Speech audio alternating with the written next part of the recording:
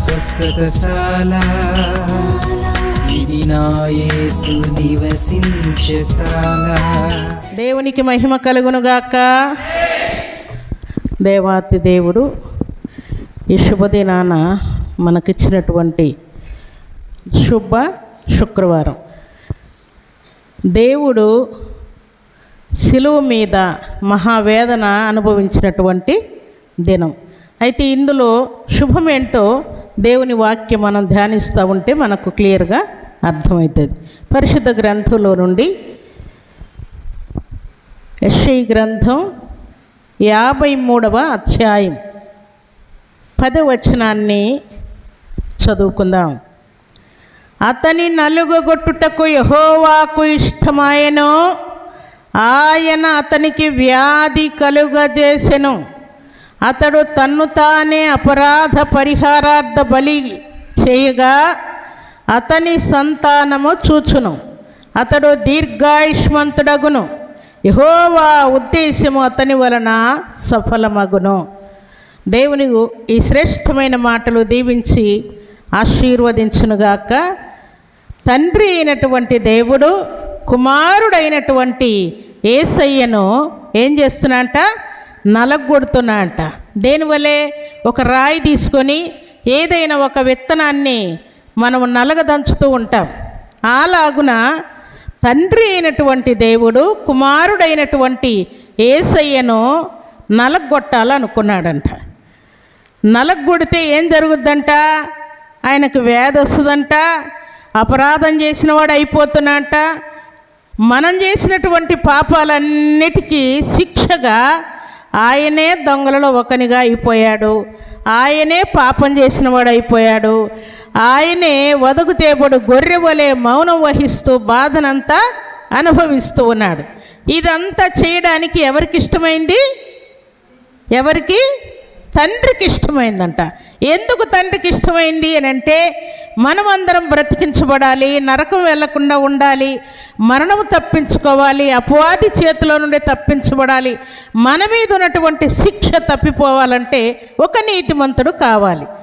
ఆ నీతిమంతులు ఎవరైనా భూమి మీద ఉన్నారేమో అని దేవుడు పైనుండి తేరి చూస్తే నీతిమంతుడు ఒక్కరు కూడా కనపడలేదంట. నీతిమంతుడు లేడు, ఒక్కడు కూడా లేడని అంటున్నాడు. నీతిమంతులు ఎవ్వరూ లేరు కాబట్టి భూమి మీద ఎవరు కూడా పాపాన్ని పోగొట్టేవారు లేరు గనుక ఏం చేయాలి? ఇప్పుడు నీతిమంతుడైనటువంటి, పాపము లేనటువంటి, పరమపరిశుద్ధుడైనటువంటి కుమారుడైన యేసయ్య భూమి మీదకి రావాల్సి వచ్చింది. అందుకనే తండ్రి అతనిని నలగొట్టుటకు యెహోవాకు ఇష్టమాయెను. తండ్రికి ఇష్టమైంది. ఆయన నలగొట్టబడితేనే నా పిల్లలు బ్రతుకుతారు, జీవం కలుగుతుంది, స్వస్థత కలుగుతుంది, వారి మీద ఉన్న శాపమంతా తొలగిపోతుంది అని తండ్రి ఉద్దేశము కలిగి ఈ పని చేశాడు.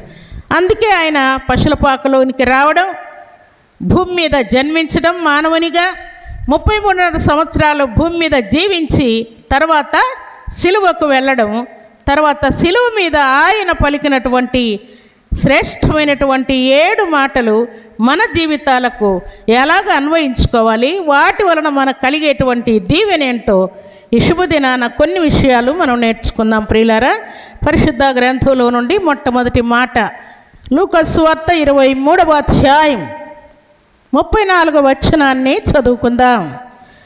యేసు, తండ్రి, వీరేమి చేయుచున్నారో వీరెరుగరు గనుక వీరిని క్షమించుమని చెప్పెను. దేవుడి శ్రేష్టమైన మాటలు దీవించి ఆశీర్వదించునుగాక. ఇప్పుడు ఈయన ఏం చేస్తున్నాడు చెప్పండి? ఆయన సిలువకు అప్పగించబడ్డాడు. ఏ టైం అప్పగించబడ్డాడు? ఉదయం 9 గంటలకు వారు పట్టుకున్నారు. పట్టుకొని ఇక కొట్టుకుంటా, తిట్టుకుంటా, సిలువ మోపించుకుంటా, ఆయన మొయ్యలేక కింద పడ్డం, మరలా వీరు లేపి వీపంతా కొరడా దెబ్బలు కొట్టుకుంటూ ఆయన నడిపిస్తూ ఉన్నారు.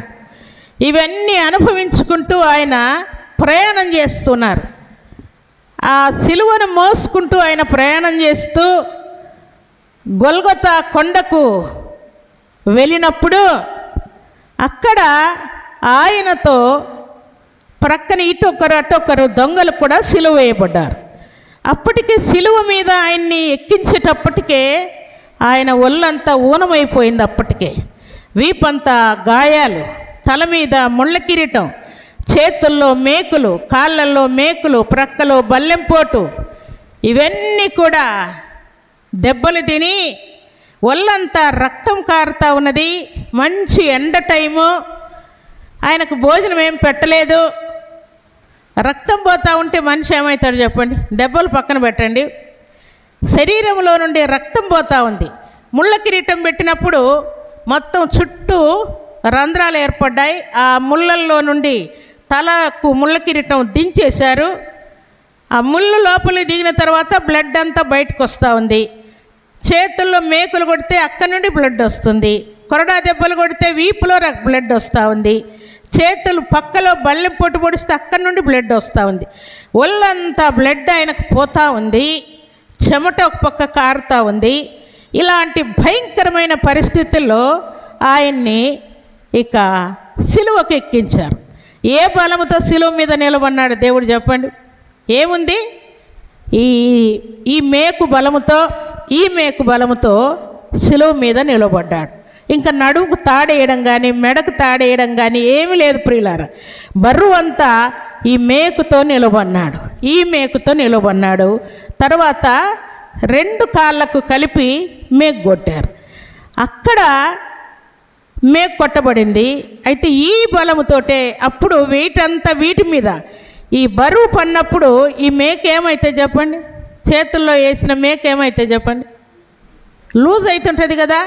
ఎందుకంటే శరీరం పచ్చి శరీరం కాబట్టి ఆ బరువుకు ఆయన్ని కొట్టినప్పుడు, ఆయన కేకలు వేసినప్పుడు, అటు ఇటు మరి తనకలాడుతూ ఉన్నప్పుడు ఈ రంధ్రము పెద్దగా అవుతూ ఉంది. ఈ గాయం పెద్దగా అయ్యే కొద్దీ ఆయనకు నొప్పి ఎక్కువైతా ఉంది, బ్లడ్ ఎక్కువ పోతూ ఉంది. ఈలాగున కంప్లీట్గా శరీరం అంతా కూడా మెత్తగా అయిపోయిన తర్వాత ఇక మాట్లాడడానికి కూడా శక్తి లేనివాడు అయిపోయాడు ఆయన. అప్పుడు మాట్లాడడం స్టార్ట్ చేశాడు. అంతవరకు బాధపడుతూనే ఉన్నాడు, మూలుగుతూనే ఉన్నాడు, దెబ్బలు పడతానే ఉన్నాయి, గాయాల నుండి రక్తం పోతానే ఉంది, కానీ మూలుగుతూనే ఉన్నాడు దేవుడు.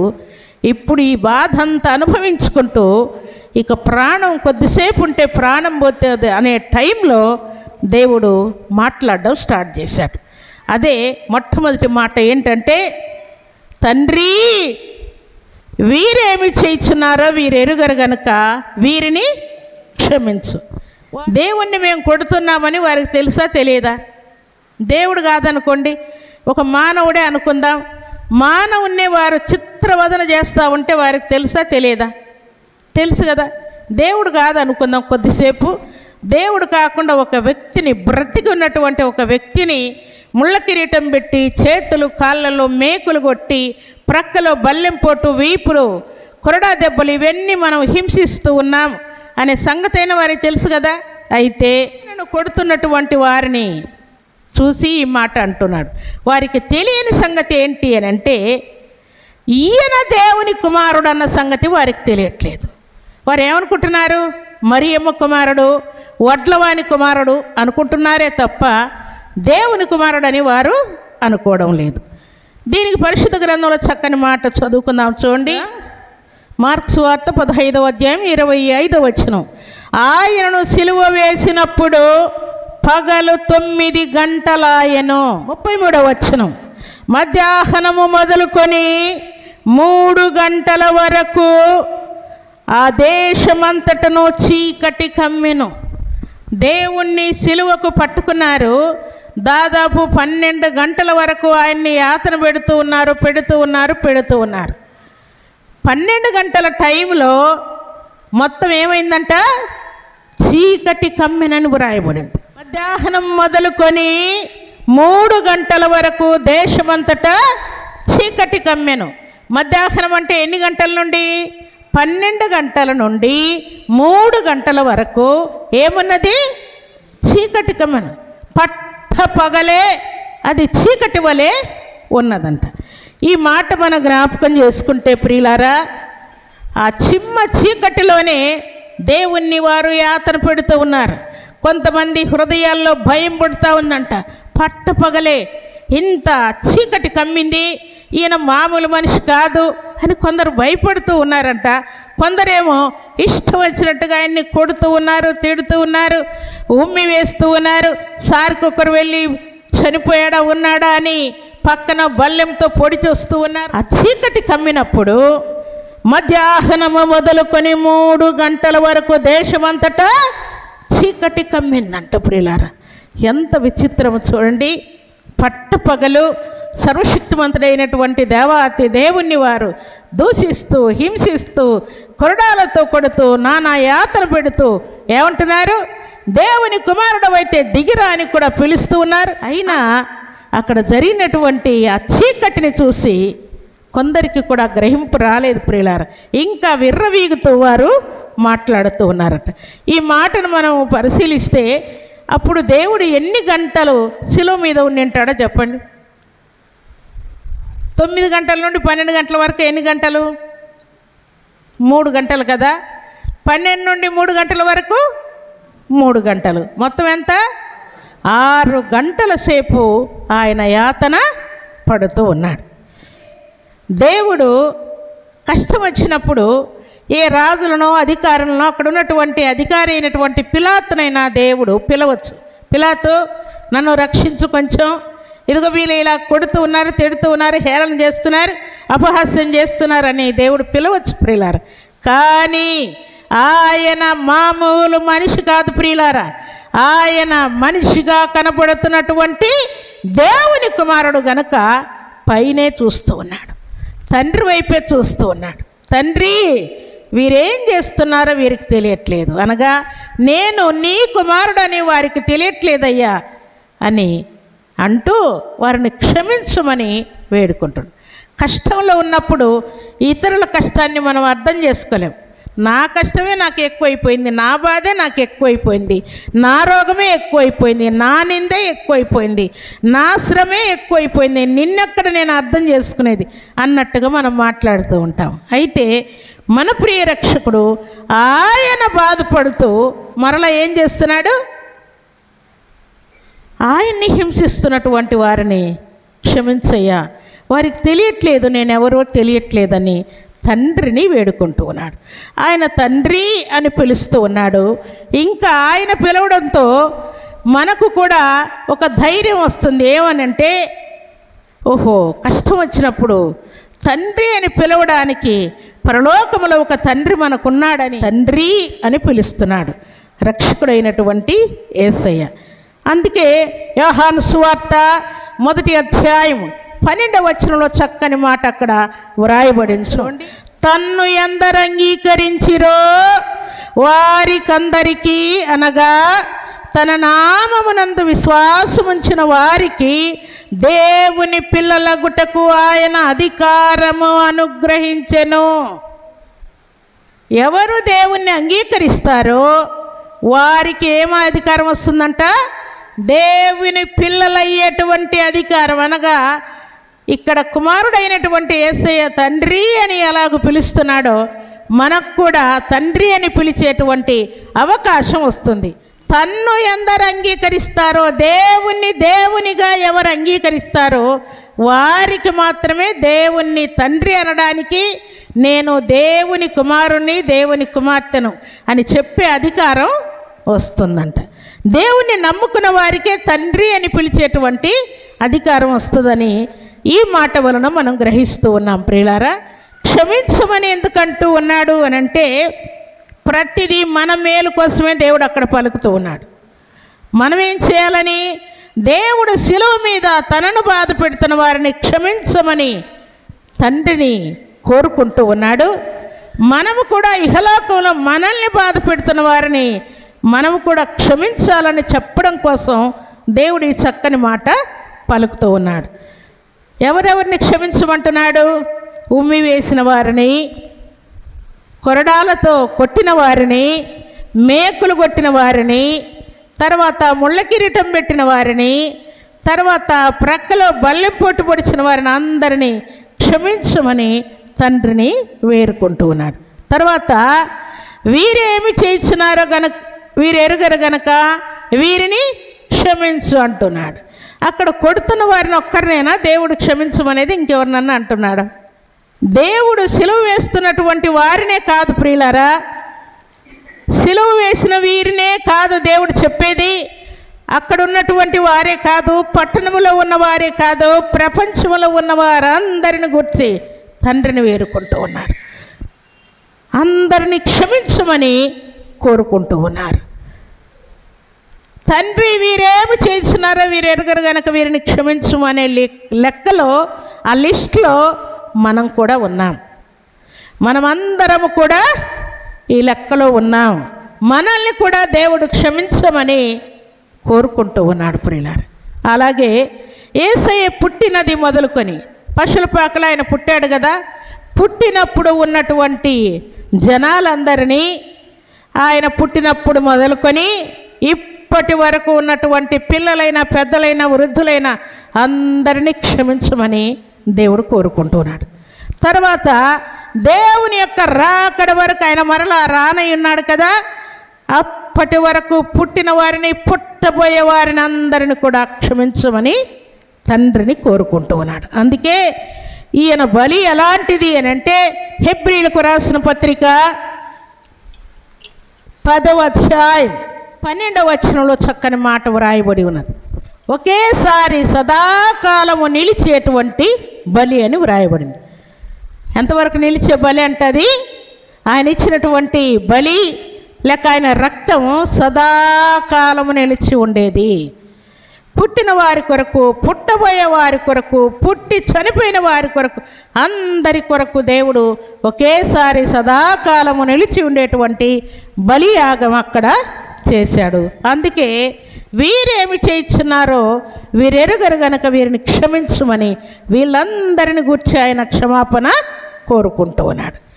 ఇంకొకరిని కూడా దేవుడు క్షమించమని కోరుకుంటున్నాడు. ఎవరు వారనంటే ఇస్కరియోతు యూదా. యేసయ్యను పట్టించినటువంటి ఇస్కరియోతు యూదాను కూడా దేవుడు క్షమించమని కోరుకుంటూ ఉన్నారు. ఇస్కరియోతు యూదానేమో దేవుణ్ణి అమ్మివేసి దేవునికి బహుదుఖం కలుగ చేశాడు. మిగతా శిష్యులు ఏం చేశారు? వారిని కూడా క్షమించమంటున్నాడు.